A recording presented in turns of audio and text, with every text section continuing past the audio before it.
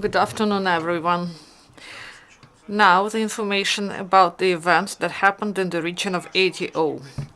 Our today's briefing, we start with good news. During the last 24 hours, in the course of military actions, no Ukrainian serviceman was killed or wounded. In Lugansk area, main military actions were near Stanitsa Luganska. Before sunrise and after sunset, the occupants repeatedly shelled our positions. Ukrainian forces were forced to return fire. And also the enemy violated ceasefire in Lobachevo and near Popasna.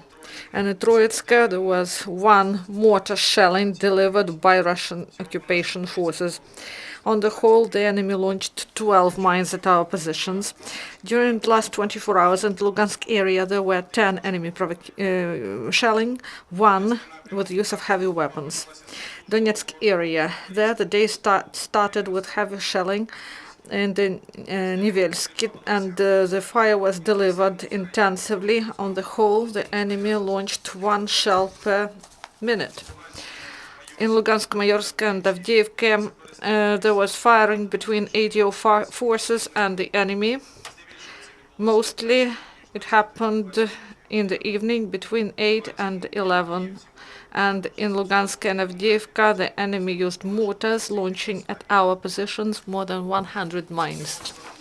On the whole, during the last 24 hours in the Donetsk area, there were 5 enemy shelling, including 3 with the use of heavy weapons. Mariupol area, between 1 and 2, 7 and 8 hours in Krasnogorovka and at coastline area, Pavlo Pershirokina part at front line, there were a number of shellings with the use of mortars and cannons.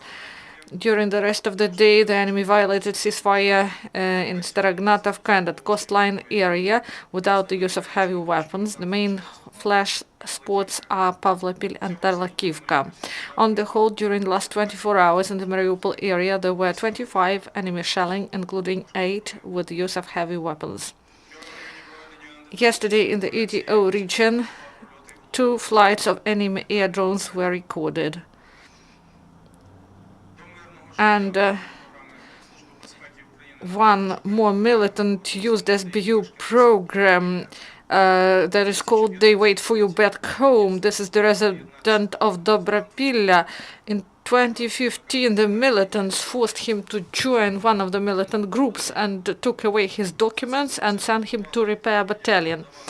They provided him with food and clothes and cigarettes, and if he refused to follow their orders, they severely beaten him. And he got information about the program, They Wait For You Back Home, provided by SBU, and he contacted Special Forces of Ukraine without hesitation. Near frontline Toretsk, the arsenal of ammunition was found by a local resident in an abandoned house in Novgorodska village, and he informed Ukrainian law enforcers. These were 5 hand grenades, 6 grenade launchers, 3 TNT blocks, and overall mass of 800 grams, and 200 cartridges that were confiscated.